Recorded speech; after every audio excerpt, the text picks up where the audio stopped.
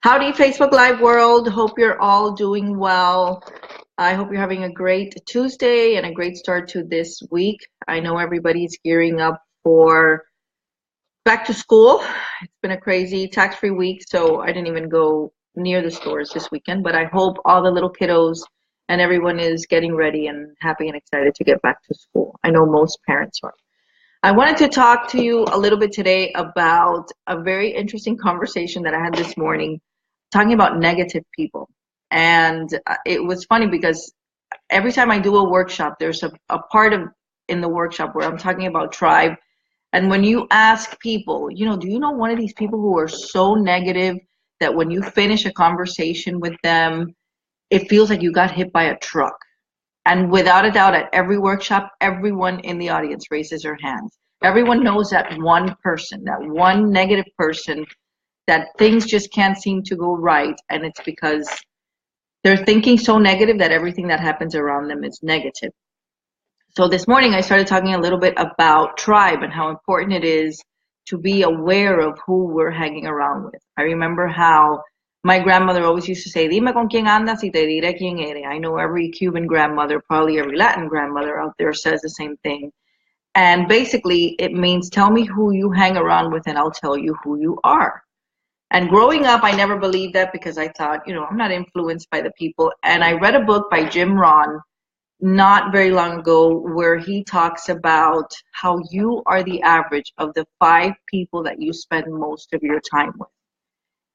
When I read that, I thought, holy crap. And the truth is, think about it. You don't think about it now, but eventually just sit down, write it down. And I have people do this as part of the workshop just to paint a picture. And you're starting to realize that these people who you hang around with all the time really start to define your circumstances. Not define them in a way, but you really have to be aware of who you're spending a lot of time with and giving a lot of energy to. And I remember hearing this story about these 2 sisters. And this doesn't have as much to do with tribe, but I think it'll paint a clearer picture. These 2 sisters in this old town, and one of this younger sister was just the most beautiful girl in all the neighboring villages. Just everybody knew about her beauty.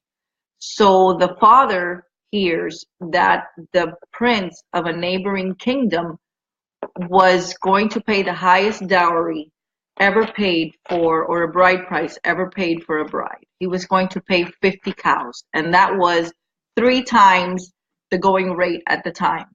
So naturally, the prince had heard of his daughter's beauty, and he was going to pull out all the stops. He tells his older daughter, listen, sell everything that we have, and I want you to have the most beautiful gown made for her, and the prince is coming in 2 days, and I want to make sure that she's ready.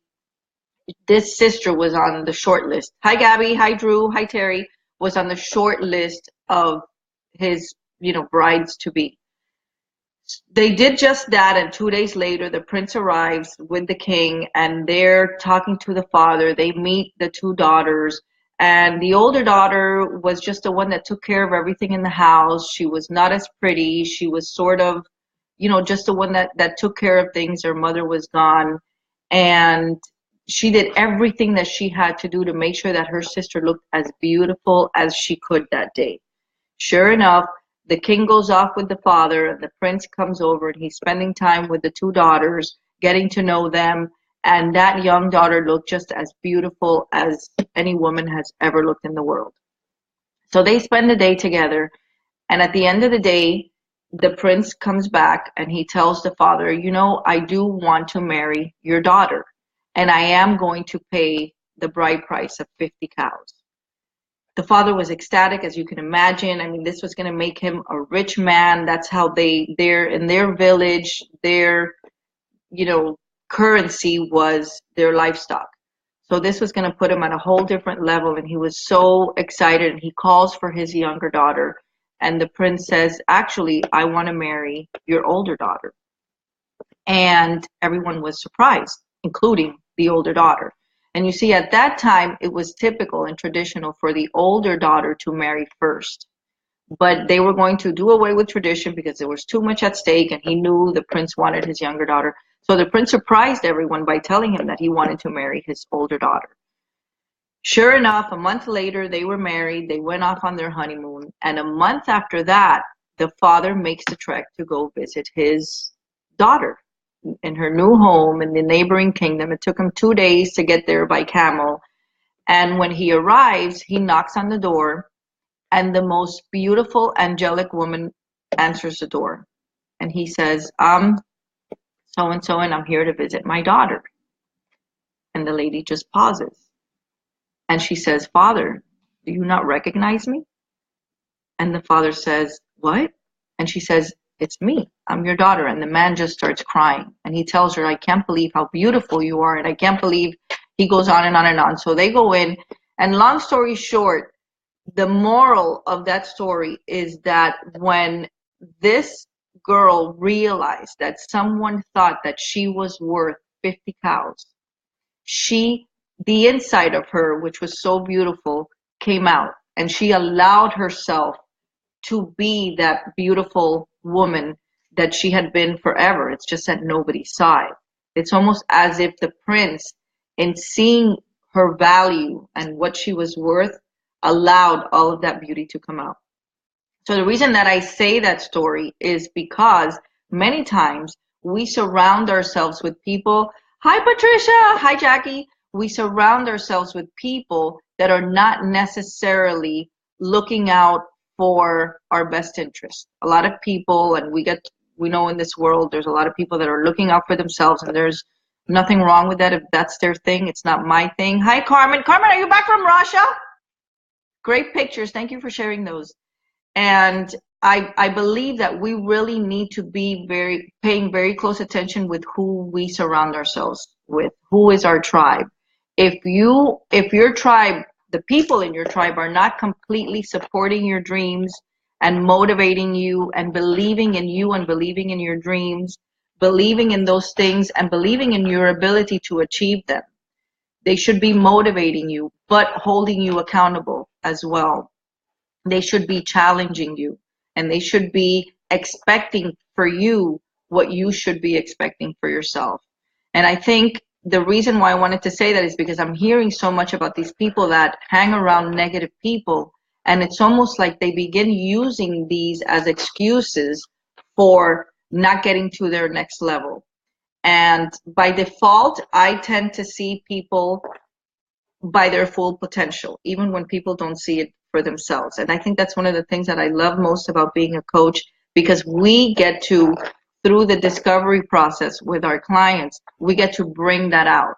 And I just don't see that with my clients. I see that with everybody. By default, when I first meet you and you tell me what your dreams are, I completely understand and believe that you have the ability to achieve them. I believe that God would never plant the seed of a dream in our hearts if we didn't already have everything that we needed to achieve them. So I want you to believe that for yourself. I want you to surround yourself. I remember reading a quote by Amy Poehler where she said, find a group of people that challenge you and support you and inspire you, and hang around with them, and it will change your world. And the truth is that is exactly how it happens. You have to bring people into your tribe that are at a level where you want to reach. If everybody's earning the same amount of money, doing the same thing, not that there's anything wrong with that, but if you want to achieve, you're going to have to surround yourself with high achievers and people that are already doing what you want to be doing. More importantly than anything, more importantly than your tribe and what you need to be paying attention to, please remember that these people should be seeing that you are worth those 50 cows. Screw it, 100 cows, 1,000 cows. And you have to surround yourself with people that believe that for you. You should be surrounding yourself where you believe that for people. And more importantly, you should be believing that for yourself. And don't ever accept anyone telling you either that you're not or making you believe that you're not. Sometimes it's very subtle. Sometimes it's not direct. Sometimes they're not telling you directly. Sometimes it is subtle, but it is just as dangerous for people to do that. Nobody has a right to do that to you. Nobody has a right to make you feel that you're not worthy of everything that you desire in this world. So my message today is just mind your tribe, people. And if you don't have that in your tribe, go out and meet new people. Join a mastermind, join a support group, go out and network, build a different tribe. You don't have to exclude all these other people from your tribe, but do start to surround yourself with people that are going to elevate you and you know, push you and encourage you to that next level. That's all for today. Have a great day, guys. Thank you for joining.